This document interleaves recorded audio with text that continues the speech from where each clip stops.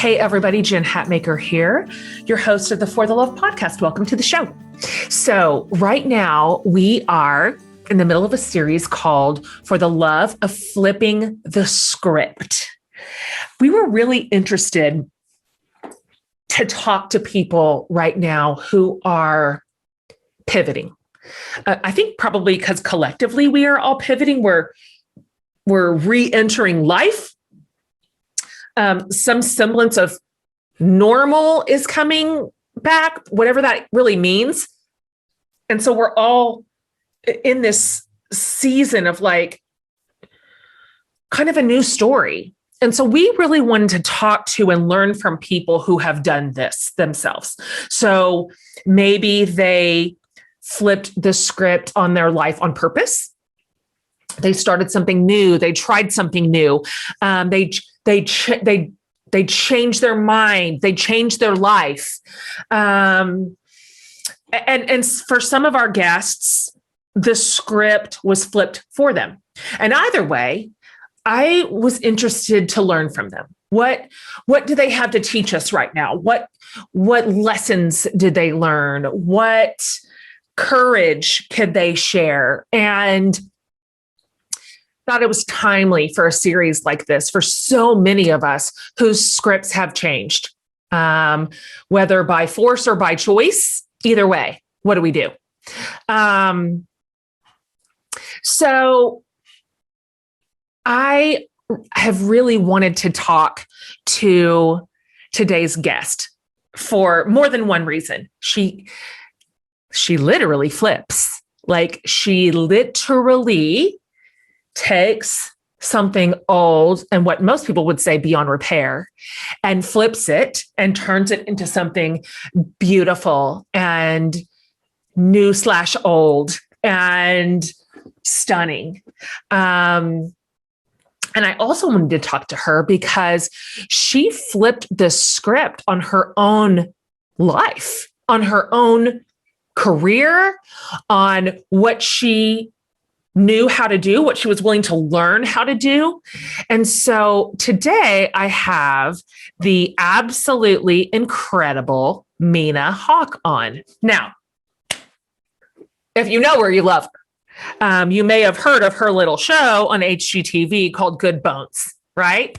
Good Bones. And she is incredible. I love what she has done. And she'll tell you this, but she doesn't have a background in construction. That's not what she grew up doing. It's not what she studied. She taught herself. She went to school for something entirely different, but discovered this kind of passion. I mean, there's no other way to describe it. It's her absolute entire life now. She discovered this passion and figured, you know what? I'll teach myself. I'll learn. I'll take a risk. I will pivot from where I thought it was going, and I'm going to go this direction instead. She built her business, 2 Chicks and a Hammer, with her mom, and has also been growing her family, like right in front of our eyes over the course of her show, growing her business, expanding in kind of every possible way. And then most recently, she added a new layer to her repertoire. She wrote a kid's book called Built Together. And of course, I love it because it's centered around the idea of diverse families and what makes a family.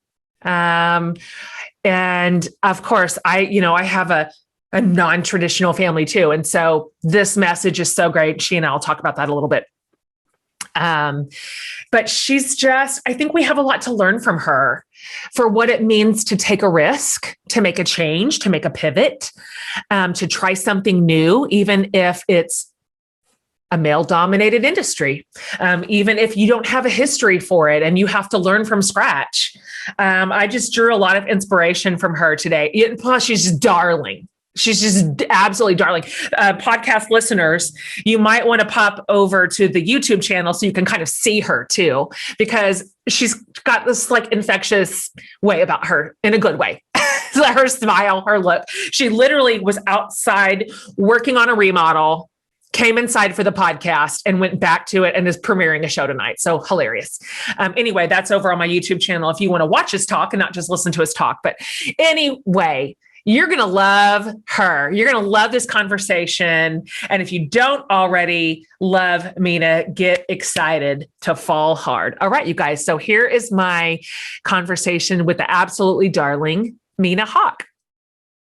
Okay, Mina, welcome to the show. I love you. I love you. Thank you. I love you. I love your funny little quirky family.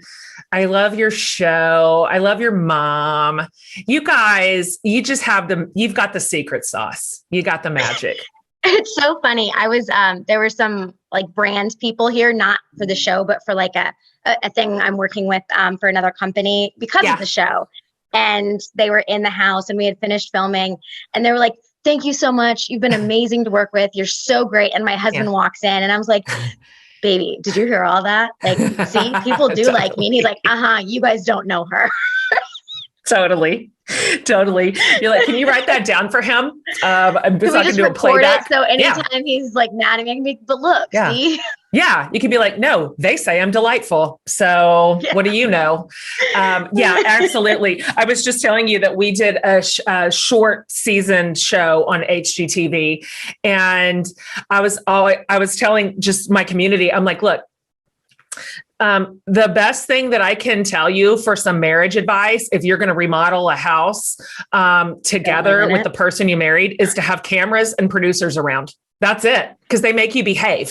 Like you cannot act like the lunatic that you want to act like. You have to be pleasant and cute and like nice. And so, yeah, that built-in accountability. I hear you. See, we're going on season 7. So my husband lost that built-in, the IDGAF gene. It's gone. Yeah, so he just says whatever he wants now. Totally.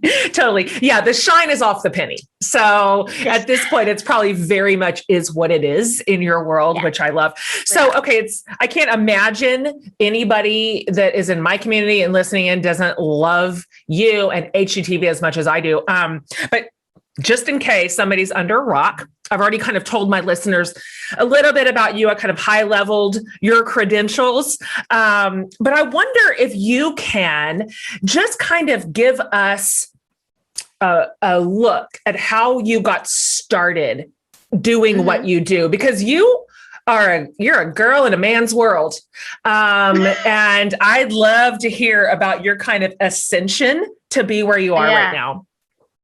I will try to do like, the nutshell version, but I don't have any training. I never wanted to be a designer or, an architect or anything like that. I went to college for general studies, waited tables in high school and college. After college, I did like my first house that I lived in college. I worked for my landlord and it had been an over-under duplex, but it had like a beautiful staircase that they closed in to make it an over-under duplex. And it wasn't anymore. So I was like, hey, can I take this wall down and open up the staircase? Like it's really dark in the living room and I don't know why, but he said yes. So that was like the first thing I did and got like a little taste of it. And there wasn't much after that until I graduated. Like I built my bed in my bedroom because, in college, your bedrooms are this big. So there was a big platform bed with dressers under it and stuff like that.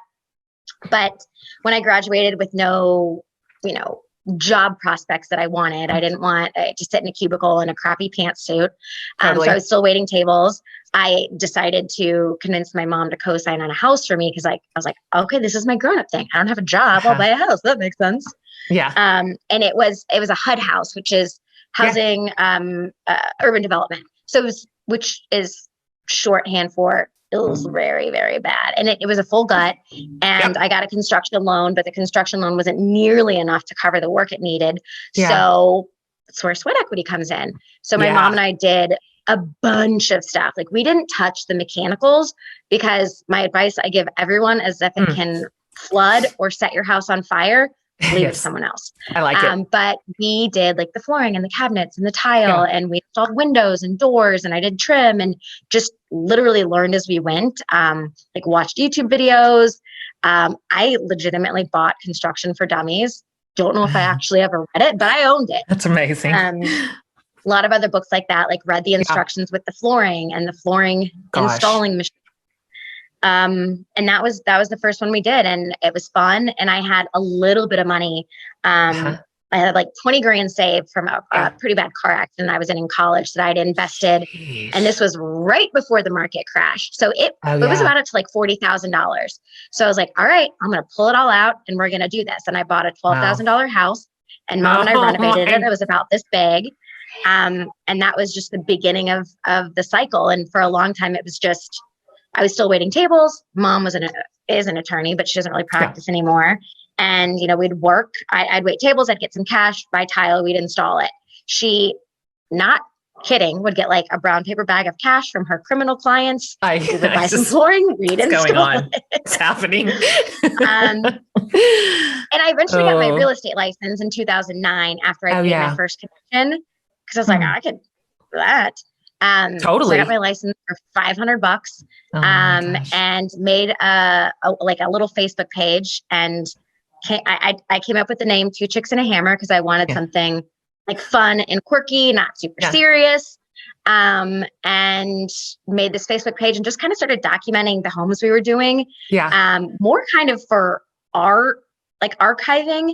And I had a handful of realtors that followed me because the area we were in at that time was up and coming. So they wanted to see the houses that were coming up next. And that Facebook page is how the talent scout from High Noon production company found Two Chicks and a Hammer, and it had my cell phone number and my home address, and told me and said, you ever thought about making a TV show? And Mom and I are not, I thought it was fake at first. I'm sure you did. But once I did some research, Mom and I definitely aren't the type to pass up, an opportunity. And, I was just waiting tables. So all the way through, I don't know, a lot of people probably don't understand as much as like we do how long the process is between like, you get called by a talent scout, you go through 20 steps for the next 10 months or whatever to maybe even get a pilot, to maybe get a first season. And so I was still waiting tables like all the way through filming our pilot, and then it aired and it got picked up. And then that was the beginning of the end. And now we're on season 7. That's bananas. Cinderella story. I mean, just like, overnight success, obviously, waiting tables, real estate license, flipping houses, shooting a pilot, just a piece of cake, like a real piece of cake. I love that. And I think what I love maybe the very most is that you're self-taught, that, we watch you now, everything about everything when it comes to a house. You absolutely have it like locked and loaded. And so I assumed that this is just what this is what you studied. This is what you grew up doing. You had some sort of mentor, but you like bought a handbook for dummies and you just figured it out. I think I love that. What did you, I'm curious, what was harder for you? Was it harder to learn construction, or was it harder to learn how to run a business? Because that's the latter. That's 2 pillars that you have to support your work with. 100%. Yeah. And it was learning construction, learning how to run a business, and learning TV, which is the weirdest world in the world. All at the same time. And I did none of them gracefully. Like my company that has existed for a while, just recently went through this big overhaul. I started doing executive training because I don't like managing other humans. I'm a control freak, and I'm like, no one's going to do it right unless I do it. Which is not true. But I don't have enough time. Yes, it feels true. Yes. Yesterday, it felt very true. Yeah. So my older brother, who's worked for Google and Verily and is one of the smartest people I know, recommended an executive coach that his huge company had brought in for them. And she's amazing. I could never afford her like on my own, but we worked out, she's super interested in construction and design. So we kind of worked out a trade along with payment. And it's been a really, really cool, really helpful program, helping me grow to help grow the company.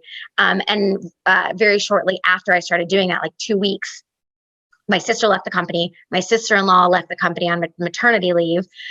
We just had this huge turnover. And for a weekend, I melted down and was like, how do I do any of this? I relied on them to run payroll, to like our 401k. Like, I don't know how to do any of this.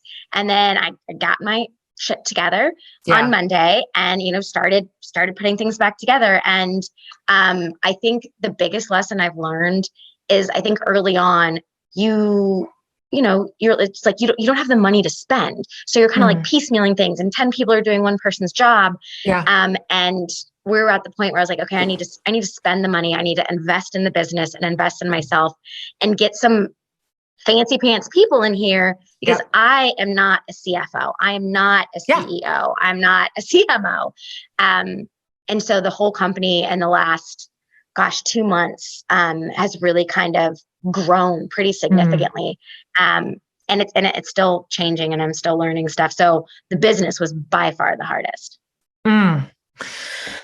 Good for you, for knowing when to call in the reinforcements. And what's funny is, of course, as you're experiencing, it feels scary to release the reins of something you've built, of your beautiful baby.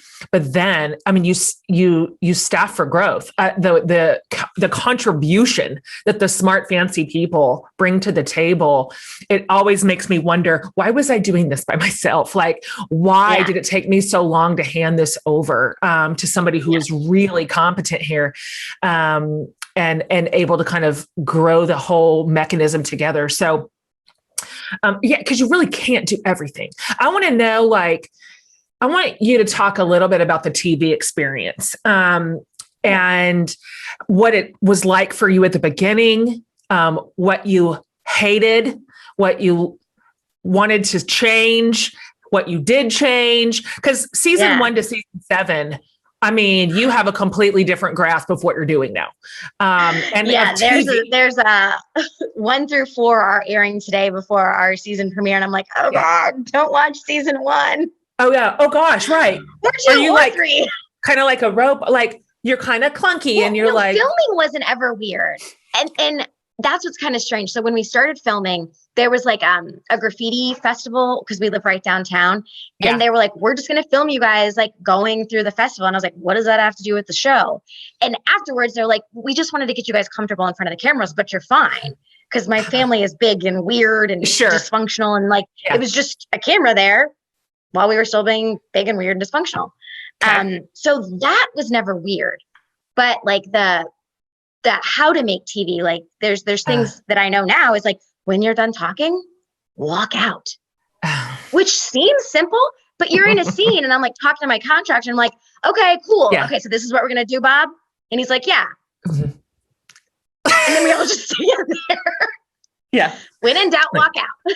So just things like that. Like when you talk, stay open to the camera. Don't let them film your back. Totally. Like, yes. In our team, probably season 1 through 5.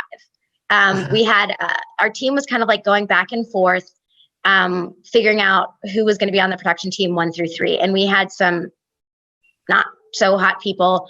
We actually, like, I don't cry. We had this little tiny woman that made me cry. Okay. Like, gosh. day 2, she was there. She told me I was washed out. I needed to put lipstick on. Oh yeah. And I think she had come from The Bachelor or The Bachelorette. Oh, so just no. Totally different world. But once we got our team together and we kind of understood what we needed to do for TV, and they understood what our construction was like, then it started to mesh. Because I think our show, one of the reasons it's successful is because it's very different. It's not like a host-based show. It's not, a structurally sound house and you're just making it pretty again. Like it's this really big beast with significant construction. And I think in the past few years, TV and like HGTV and design type shows have just started going that direction, which is awesome. Like it's more real. I think people like it, but it was it wasn't fitting inside the pretty little box. which was nice. It was nice when you guys hit the scene to have a really different show on the network. It felt for a while, I think I'm allowed to say this, that a lot of the shows were kind of same. And so coming in, well, first of all, having women at the helm was really fun to watch, and not just putting the pillows on, like doing the damn thing. Then such like a monstrous undertaking every time. I mean, sometimes I look at the houses that you guys are going to take on and I'm like, don't do it. Just don't do it. Like, walk away. Like, this is not salvageable. Have you ever had one just go so completely sideways that you had to cut it? We had one that was supposed to be a season 6 house that went, no, it was supposed to be a season 5 house that went so completely sideways that it's a season 6 house. So it's airing now. Yeah. Just like delay. It was such a mess. And I think the other thing, that people don't quite understand is I don't have like a huge, bank account. And we have to get 13 properties for each season. So some of the houses that people are like, why did you buy that? I'm like, I don't know. I needed houses. I'm right there with you. Oh yeah. Cause you got to front all that. If you don't have a house. Yeah. Oh man. That's so true. I'm curious how it has felt to you. What's it been like now to just be pretty recognizable in your community, in your city, wherever you go, because you've now kind of forfeited your anonymity that you probably once enjoyed when you were waiting tables. And how does that feel? Because that's a strange thing. Because I know how you feel. You feel I'm a person. I'm just the same. I'm not that cool. Yeah, I'm just a person. I just like, but people freak. They freak because they love you. And then they feel like they know you too, which is exactly how I started this interview.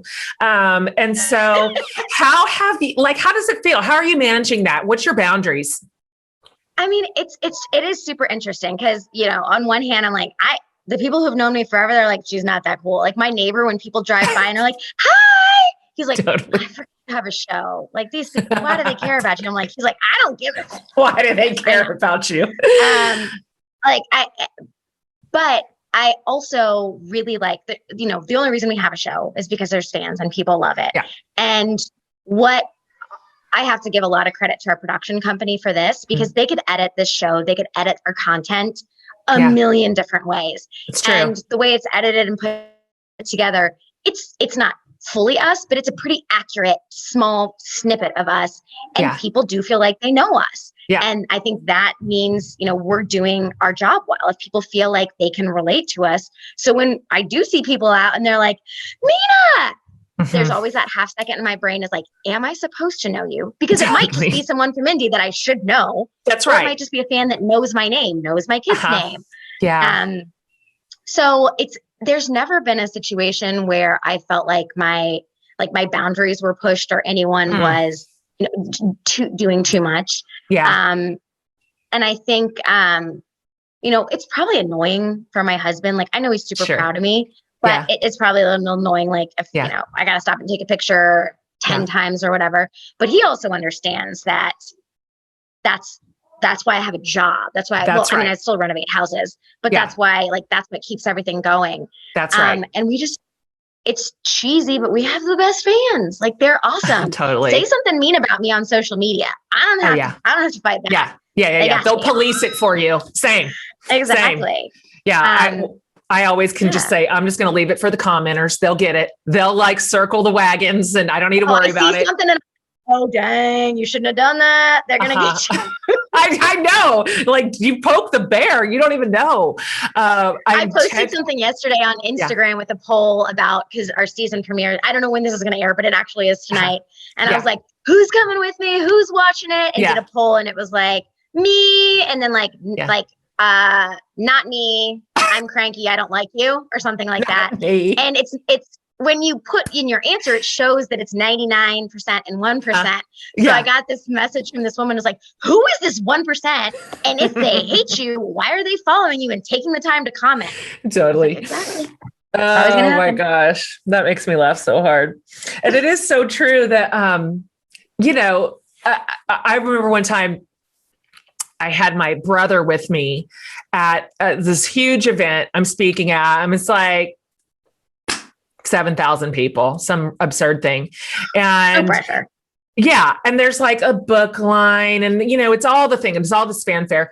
And some woman told my brother, she's like, I just absolutely love your sister. She is amazing. And my brother was like, she's okay. I've seen her poop herself. She's not okay. That great. I mean, she's all right. This is ridiculous. Which is helpful to have like a weird family who's like, no, we give you 2 thumbs down. So don't believe your own hype. I think that's the best. I think you cannot believe the hype. And totally. Anyone that ever asks, the best advice I ever got, because I don't know if you've ever met or talked to Jen Todrick, but she's in Texas. She's awesome. She just had her first season on HGTV. Yeah. It premiered like 2 months ago, but I was talking to her a lot early on. I don't know. We're both gingers. We somehow connected on Instagram, and you know, she would ask me questions because I've been doing it a lot. Sure. And I was in the same position a long time ago. And when we started season 1, my original network executive, when she came out, she said, you know, TV's a weird place. So you'll be okay if you can do a couple of things. She's like, you need to remember that the people who love you don't love you. They love the version of you that we've created and let them see. And the people who hate you don't hate you. They hate the version of you that we've created and let them see. So if you can remember that none of this has anything to do with you, you'll be fine. If you can't remember that, you're gonna lose friends, you're gonna lose family, and it's gonna go bad, because I've seen it go bad. So that's just what, and it sounds like your family is good at this too. Like my family, not that I am the kind that would lean towards believing my own type, but all our friends and family keep us even keel. Oh yeah. I get the big eye roll. I really love that. Somebody told me early on too, a helpful tidbit kind of along those same lines, which is that because you want to believe the hype, you want to believe that you're as great as everybody thinks, but they're like, if you wholeheartedly believe all this inflated enthusiasm about you, then you're also going to believe all the inflated negativity. Like you don't get one and not the other. And so all of it is skewed to a pole, kind of like you said, it's not reliable. That's not reliable data. And even if it's 100 to 1, good to bad, all you're going to focus on is that one bad. That's only just how we are. Only for 10 years. So I mean, like, I think for some people it's a lot harder. Like I've talked to Erin Napier early on, and she's like, I'm kind of a jerk. She's one of the sweetest humans in the world, and she was having a really hard time with that. And I was like, you have to not care, because if you do, this is where you're going to get eaten alive. People are terrible. They're mean. Yeah. And you have to develop a thick skin. You just have to, or it's just not your industry. Otherwise it's too easy to take you out of your own head, out of your own, like even just value. Because the things that people will say on the internet they can be really vicious. It's been fun to watch Erin, because I've literally watched her skin thicken. Online, I see how she responded early on and how she's like, I'm taking no more of this shit. The further on she goes, and it's wonderful. I think it's good for our communities also to watch us set like emotional boundaries around stuff like that, and not just be, just a doormat for everybody to say whatever they want to us. I always just say, like, this is my party. And if you're being rude to me and my other guests, you get to leave. So this is my corner of the internet, my party. I'm hosting. Bad behavior is like not accepted. Block. Goodbye. Hey sisters, are you getting the support you need across every category, including your bras? I'm going to introduce you to the most comfortable bras I've ever owned. They're from Third Love. And here's the thing, they're not only comfortable and perfectly fitting, but they're pretty. I literally have a whole drawer full of them, including their classic t-shirt bras, which happen to be their #1 best-selling 24/7 bra. They also recently introduced a new seamless collection called Form that includes wireless bras and form-fitting undies with limitless stretch and endless comfort. But here's what I truly love. Their bras come in more than 80 sizes because Third Love carries double the type of sizes as most other brands, meaning they have everything from AA to I, including all the half cup sizes. And they use a compilation of millions of real women's measurements, not just size templates, to create their products. It's just so inclusive, and I love that. And Third Love has an easy button for finding your perfect fit. They have a fitting room quiz that focuses on size, shape, current fit issues, and your personal style so that you can easily find bras and underwear that are actually perfect for you. They've also recently introduced loungewear that's so comfy and perfect for work from home and lazy Sundays on the couch. It's actually made to wear anywhere. Third Love knows you deserve to feel supported, comfortable, and confident 24/7. So right now, they're offering my listeners 20% off your first order. So go to thirdlove.com/forthelove now to find your perfect fitting bra and get 20% off your first purchase. That's thirdlove.com/forthelove for 20% off today. School is starting. Summer is winding down. And in addition to these shifts, it feels like we're all collectively navigating a new wave of uncertainty and plot twists and question marks. So whatever that looks like in your own world, it can feel heavy. Even the good things can sometimes leave us with a bunch of conflicting feelings. There's so much wisdom in supporting your mental health with counseling in these times, and really all the time. You know how I feel.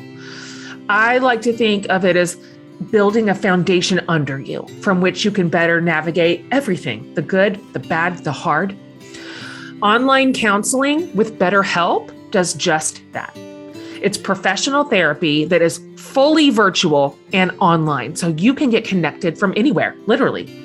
And their licensed counselors have a broad range of expertise, specializing in everything from depression, stress, and anxiety to relationships, trauma, anger, family conflict. You can start communicating with a therapist in under 24 hours, and you'll get timely and thoughtful responses. Plus, you can schedule weekly video or phone sessions. BetterHelp is also committed to facilitating great therapeutic matches. That's why they also make it easy and free to change counselors if needed.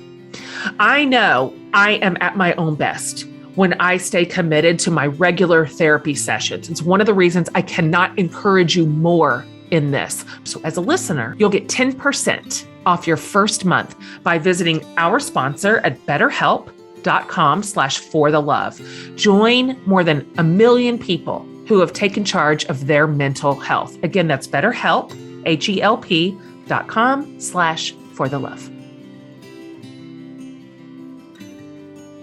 So I want to ask you this.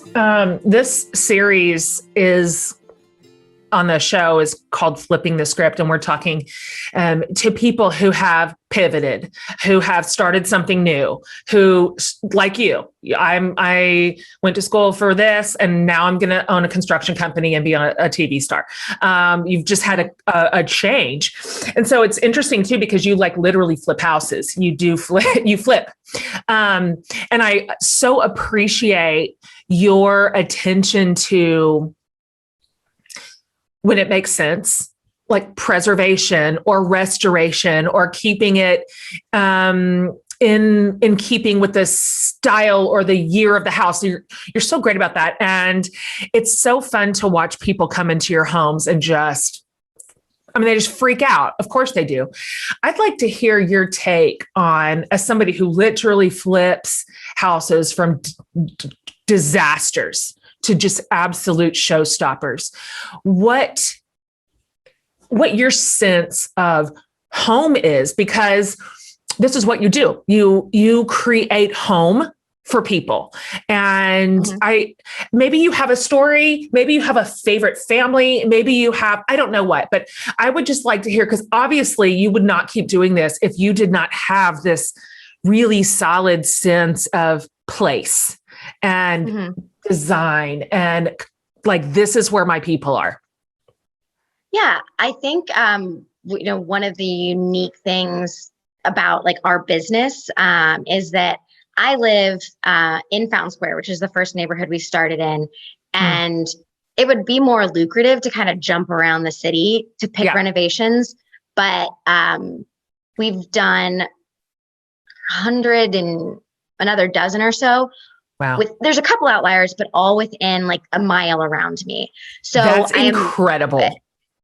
Yeah. And when you can do it in that close of an area, you can really, really make a difference and see a difference. And I think the people that have always been in the neighborhoods, the whole idea of gentrification is a hot topic. And I get beat out all the time by California investors, New York investors, local investors that have never seen Indiana, that have never, they're just plopping money in because someone told them it's a good price, and they'll get their money in.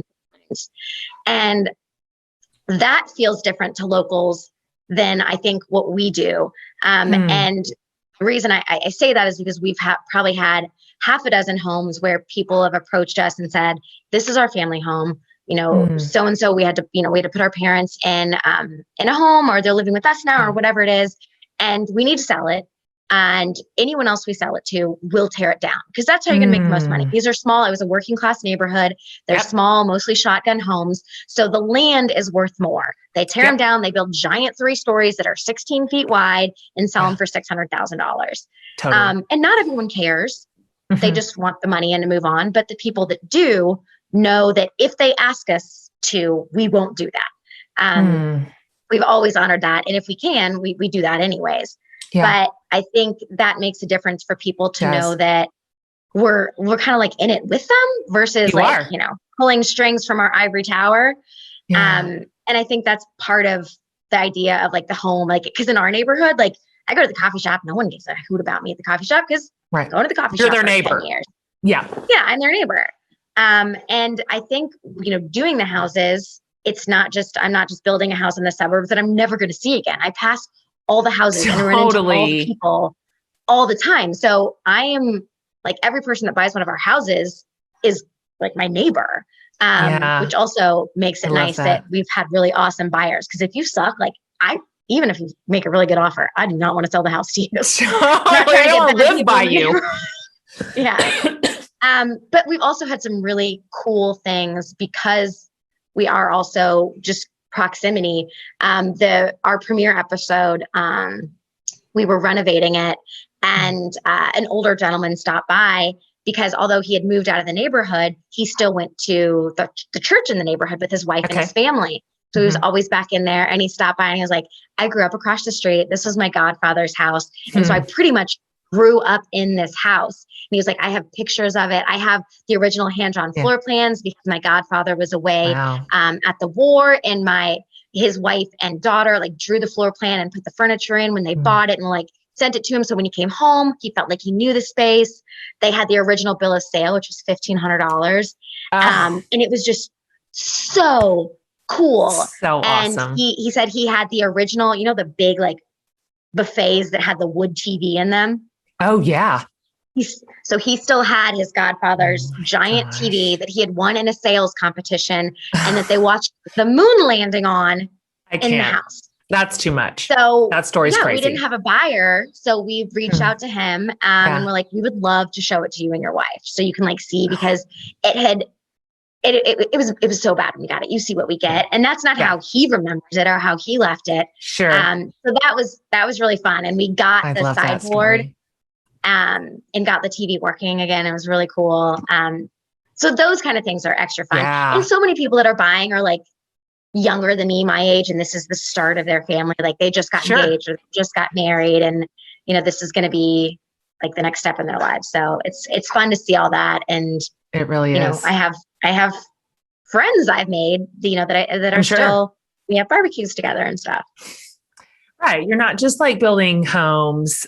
You're like building a neighborhood. You're building a community, and that's special. That's really different. That's different. And your sense of like ownership in your city, it comes through real strong in a way that is just admirable. I really love it. I know what you're saying. By the way, you did open up another drawer called I'm a writer now. I'm an author. I'm publishing a book. Let's talk about your book. You've written it for kids. It's called Built Together. I have it. It's darling. It's very darling. How did this come to be? Was this your brainchild? Why did you do this? You're busy. Yeah. Well, I have like a Google Doc called Ramblings, and it's all like my adult ramblings that eventually would be in this like That's good. not memoir because I'm not old enough and I haven't done cool enough stuff to have a memoir, but like kind of a look behind the curtain because people only know me from TV and if they follow me on social media. So I've been doing that, and I've been doing that for years, and that's a big undertaking. A kid's book, although it's still a big undertaking, it's what, like 80 words? It's easier to come up with. That's true. But having kids, I mean, there's so many terrible shows and terrible books that just have weird messaging and like, reinstilling those like gender stereotypes and just weird stuff. So reading like having those and like finding the good ones, that's what kind of got me, my brain going. And my family is very non-traditional. Both my parents have been married 4 times. There's yours, mine, and ours. I have ex-step siblings. I have half siblings. I fostered my niece. It's just this whole hodgepodge. So it's not even the idea of a different parenting structure based on like your sexual identification or orientation. It's all the things. So the idea to have a book, like obviously kids aren't really going to understand that in a concrete way, but it gets in their little sponge brain in the back that families can look like anything, just like your house can. You can paint it any color. You can build it any way. It's whatever works for you, and respect how your neighbor built theirs because that's their house, and support and love them even if it's different. And then ideally, ideally we create these very enlightened, lovely adults, all from a kid's book. That is the goal. And I really appreciate that. I appreciate that work. And frankly, that's just the truth of the modern family. My youngest 2 kids are adopted. They're Ethiopian. And I remember when my son was in 3rd grade and they had this genetics, like family tree project where you're supposed to like interview a grandparent and talk about the traits that you have that your grandparent has, and what did they pass to your parent? What trait? It absolutely assumed. That's gotta feel so weird. Yeah. Well, for them. Guess who just drove right up to the school? And I was like, let's just have a talk about this because first of all, this is making my own kids feel incredibly alienated and isolated, but let's just talk about, and of course the teacher was really like generous. And I'm like, can you just go through all the kids in your classroom and imagine which ones does it not apply? So some kids are adopted, some are with steps. Some of these kids have been fostered. Some of them live with their original. Yeah. Like this is not the nuclear family structure that is the common story anymore. And so bravo to you for introducing those narratives to our kids. I think we raise them up differently. And this hopefully will never be something anybody ever has to talk about again. Families just look different. And I know yours does and mine does. And I love that. And you're right. There's so many stupid books for kids and weird shows. My kids are big, but I have little nephews and I'm like, I hate what is happening on the TV. Cozy, comfy, cute. These are the 3 C's that define what I wear. They just are. I apply the same rule to my shoes because the absolute last thing I want to do is walk around in shoes that hurt my feet. Have I done it before? Of course I have. But now I have 0 tolerance for this nonsense. That's one of the reasons that my Rothy's are in constant rotation. Cute? Yes, check. And when you put them on, it feels like you're giving your feet a little hug. They are so comfortable. I've been wearing Rothy's slip-on sneakers forever, but I've also added their new flats and their loafers to the mix because they all look good. They travel well. They're washable. What in the world? And you just feel like you're walking on clouds. They are just like, I cannot tell you how comfortable they are. So yes. Did you know they have bags too? I use their overnighter bag almost every day of the week. So here's another thing. Rothy's has recently launched a shoe line for guys, designed with an artisanal level of detail and created with nearly zero waste, just like all their products. Rothy's reduces their footprint literally by crafting shoes and handbags out of sustainable materials like hemp, as well as thread made from 100 million plastic water bottles. It's crazy. They are really turning trash to treasure here. So step up your wardrobe with washable, sustainable, stylish shoes and bags from Rothy's. Head to rothys.com/forthelove to find your new warm weather favorites today. That's Rothy's, ROTHYS.com/forthelove. Okay, so about to land the plane here with you. Let me ask you this. So while filming a show and growing your own family and trying your hand in new spaces and like adding things to the list, and just growing as a person, like as a human being, I'd love to know for you, maybe let's just say in this last calendar year, what is like one way that you have grown or evolved or changed or improved in any category at all, where you just say this feels stronger now than it was even a year ago? I think for me, it's come with the executive coaching. It's come with the change in my job. It's come with age, with being a parent, but also like actively working on it, is realizing that there's so much stuff that goes in the not my problem bucket that it's good. I need to be okay with that. And like, not trying to convince other people that what I'm doing is right or what I'm saying is right. Like being comfortable with what I'm doing on my own and not needing everyone else's approval, because my family has always been big on that. Like if someone wants to do, even if it's something as simple as like, let's go here for vacation, it's like, I got to get everyone on my team so I can make the argument. And I think that's applicable to a lot of people across the board. Like we really want that support and approval in general. And if I can have it, that's great. But if I still feel like I'm in a good place and I don't have it from whoever, just being okay with that and not feeling the need to continually explain myself and try to convince people. Because I think I spent a lot of time doing that. Me too. I'm very alpha in that way and generally think I'm right. And so, exactly. Me too. I mean, I can't help it that I'm right so often, but exactly. That's a lot of my adult work too. We'd be really good friends, Jen. I know. I'm a lot. And so I love that answer. It is nice to get older. How old are you, Mina? I will be 37 this year. Yeah. Okay. So I'm decade older than you. And you just continue to get better, which is nice to know. Like you're going to love yourself in 10 years and you're going to love yourself 10 years from there even more. I would never go back.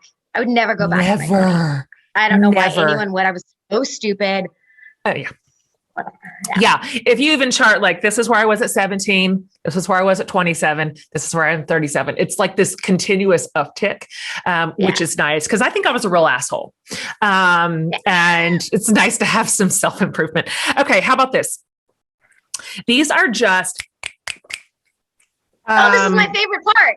Yeah. Off the top of your head, I'm asking everybody in the Flipping the Script series these questions. So what for you is the most important thing you get out of switching things up every once in a while? A sense of like that I can continue. I think longevity, probably. If I was doing the same thing and it was monotonous, I think I would kind of be in a rut. And so that things are different all the time. I get longevity. Yeah, it's good. I like that. Put a little bit more gas in the tank of a thing that you love. Okay. And kind of the flip side of that, what a like comfortable, familiar thing or practice or person or just whatever, thought whatever it is, do you hang on to when you're in the upside down part of things changing, of flipping the script? Like what's a constant that kind of holds you steady through change or upheaval of any kind? I know this is probably a weird answer, but I think just like independence. Like I said, like my parents have been divorced a lot. They haven't been pretty. There's been a lot of like, everyone has their weird stuff. And I've gone through a lot of stuff where I had to just rely on myself, and getting married was challenging because you have to like let someone else in. So when things are weird, I've always been like, okay, well, I haven't relied on anyone else, not financially, not emotionally, not any of these things. So I can fall back on knowing I can manage myself. If everything else falls apart, I can manage myself. And a lot of times it's helpful, and sometimes it's, not so helpful because it turns into the stubbornness and isolation. It hasn't, probably in the last chunk of my life, but when I was younger, for sure. I love that answer. I was the opposite. I got married. You're going to die. I mean, I got married when I was 19 and then I was married for 26 years and got divorced last year. And so I'd never literally been an adult by myself. I wasn't an adult when I got married, hell. And so this last year of discovering that I am enough for me is monumental. Like it's life altering, that I actually I can put my chips on me and it'll be enough and it'll hold. So I actually love that you learned that early. And I hope my kids do too. I hope they learn that they're enough. And then nobody has to complete them. They can just add to the story. Last question. And you can answer this however you want. We've had literally every kind of answer for this question. It could be like endearing and earnest, or it could just be absurd. It doesn't matter. What's saving your life right now? My kids. Yeah. There's always, I'm not a crier. I don't know why I'm crying. It's okay. It's okay. It they're, happens. They're amazing. There's so much going on, and, relationships, my husband and I are great. My kids and I are great, but, family dynamics and work stuff. That's just, it's like, I'm very, dedicated. So, you just keep going, like you have to keep working. Of course. But when like I stop and think about it, it's like, there's a lot of shit going on, and having like my awesome kids, my awesome husband, like I don't think about anything else when I'm like playing with Jack, or Charlie's 9 months and she's so fat and cute and like she's laughing her ass off. That just kind of like brings it all back together. And it's like, okay, there's a lot of stuff going on over there. But this is great and everything's going to be okay. So good. Also so fat and cute. And caffeine. Oh yeah, of course. I've assumed that was a given. I mean, here I am. I just for my fourth cup of the day. Okay. So fantastic. Before I let you go, can you just sort of tell my community where they can find you, where they can follow you, where they can find Built Together, your new book, all of it? Yeah. So my company it's called Two Chicks and a Hammer, and that's what it is on the various social media channels. If you want to follow me, which is like, babies and armpit waxing and weird stuff, I'm Mina Hawk on Instagram. And we have our store, Two Chicks District Company, and it's an indie, and we're also online. So you can get the book on our website. You can also get it at tons of bookstores and Amazon and stuff like that. So yeah. Right on. Okay. Well, I just want you to know that I think you are fantastic and I love your work. And even whatever it is that you choose to kind of show us, we're here for it. And just cheering you on in every way. I just really sincerely I want your star just to continue to rise. It's really fun to watch and I'm really proud of you. And it's exciting for women to watch you do what you do with such like enormous success. And just, it helps us all realize, God, hell, we can figure stuff out. We can learn, we can try something new. We can kick ass in a male dominated yourself whenever you want. Anytime. It's never, ever, ever too late. So, thanks for coming on the show today. Thank you. And if you're Thank ever you for in having Austin, me. I'll take you to dinner. We eat good food I would love here. that. Yeah, absolutely. Escape your always down for brutal good winter. I don't know how you do it. I do not know how you do it. We say we're superior humans if you're anywhere from Indiana north. It's true. Like you can make it through the winter. Yeah, honestly, like real sturdy. You saw what Texas fall apart this winter. We can't last 5 days. So yes, I believe in you. Okay. Thank you. Happy season premiere tonight. I hope it's just like as fantastic as I know it will be. I'm excited. All right. Bye. Bye. Okay, guys. She's great, right? I knew you'd love her. I'm so happy I got to meet her and listen to her. I love her story. I love her pluck. I love her willingness to try new things, to do new things, to brave new frontiers, no matter what was kind of expected of her or even what she studied to do originally. Like, that's inspiring to me. If you go to jenhatmaker.com under the podcast tab, we'll have this episode, we'll have all the show notes, and then we'll have links to all things Mina. If you'd like to follow her on social and grab a copy of her book for your kids, which you will love, Built Together, we'll have that in one spot for you. And so this more to come on this series. We have a superstar lineup for Flipping the Script. I'm so excited about this series. I'm just thrilled to get to talk to these amazing humans who have done exactly that in their lives. And so don't miss a single episode of this series. Go back and pick them up if you've missed them.